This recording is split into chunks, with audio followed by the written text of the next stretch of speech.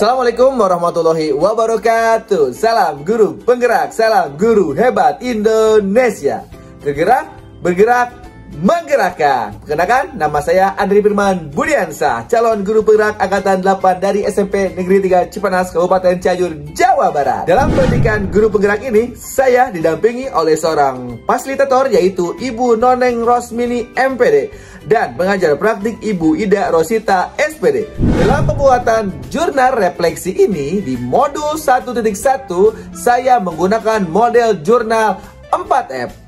F yang pertama adalah fact. Fact adalah peristiwa. F yang kedua adalah feeling, yaitu perasaan. F yang ketiga adalah finding, yaitu pembelajaran. F yang ketiga adalah future, adalah penerapan. Oke, saya akan membahas mengenai fact yang pertama adalah pembukaan. Pembukaan dibuka oleh Menristek tanggal 10 Mei 2023. Pembukaan ini diadakan melalui daring menggunakan Gmeet dan YouTube. Kemudian kegiatannya dilanjutkan dengan tes awal terjadwal dalam LMS. Waktu pengerjaannya adalah dari tanggal 11 sampai tanggal 12 Mei 2023.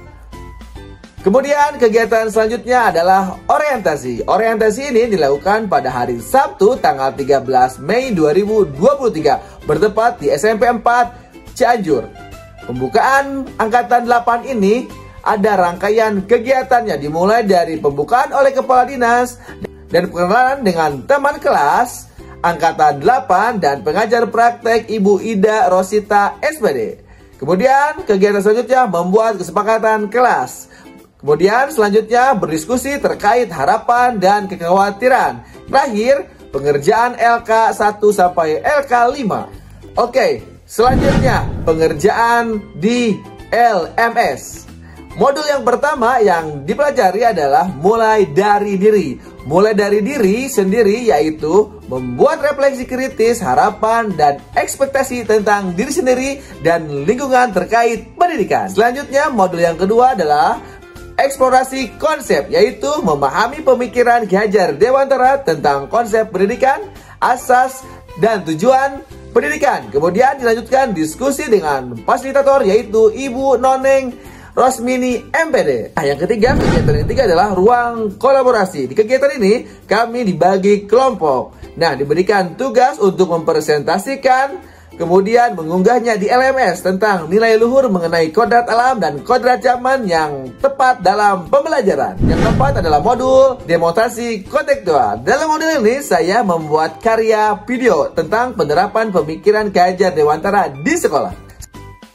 Selanjutnya, elaborasi. Dalam kegiatan ini kita membuat satu pertanyaan atau beberapa pertanyaan yang akan dimasukkan ke LMS dan bisa didiskusikan dengan instruktur melalui daring di Google Meet.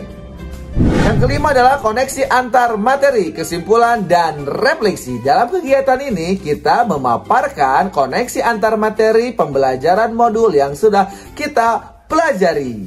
Selanjutnya, hal baik yang didapatkan saat mengikuti CGP angkatan 8 ini dalam modul 1.1 adalah saya dapat berkolaborasi dan berdiskusi dengan teman kelompok CGP. Kemudian dengan pengajar praktik, fasilitator, instruktur terkait filosofi pemikiran Ki Hajar Dewantara. Kedua, dapat berbagi ilmu baru terkait pengembangan IT yang dapat membantu mempermudah dalam kegiatan PGP ini.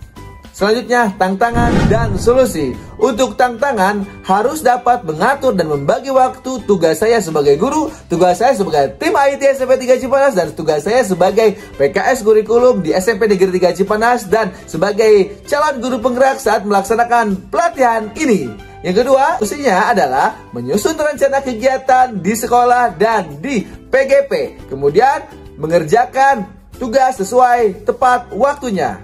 Selanjutnya adalah feeling atau perasaan. Perasaan saya sangat senang saat bisa mengikuti PGP di angkatan 8 ini. Saya banyak dapat ilmu-ilmu baru, teman baru, dan wawasan baru tentang filosofi pendidikan Ki Hajar Dewantara yang dapat bisa saya terapkan di sekolah. Oke, selanjutnya mencerahkan pemikiran saya tentang pembelajaran yang memfasilitasi kebutuhan murid sesuai dengan kodrat alam dan kodrat zaman. Yang selanjutnya adalah finding atau pembelajaran.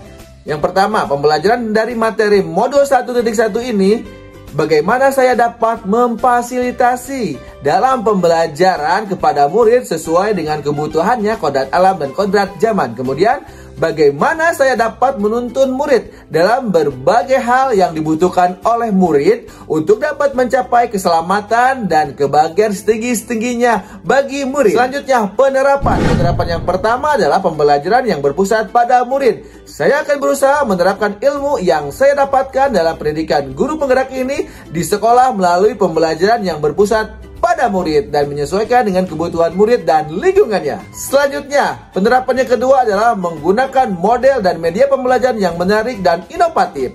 Saya akan menerapkan model dan media pembelajaran yang menarik dan inovatif untuk meningkatkan kualitas pembelajaran dan membuat pembelajaran yang dilakukan lebih bermakna bagi siswa. Yang ketiga, menyeimbangkan kodrat alam dan kodrat zaman. Saya akan melakukan analisis kebutuhan murid dengan melakukan asesmen awal dalam pembelajaran agar mengetahui kebutuhan murid dalam pembelajaran yang terintegrasi dalam kodrat alam dan kodrat zaman. Demikian video pemaparan tugas jurnal refleksi modul 1.1 Pemikiran Ki Hajar Dewantara. Salam guru penggerak, salam guru hebat Indonesia. Tergerak, bergerak, menggerakkan. Semoga bermanfaat. Terima kasih.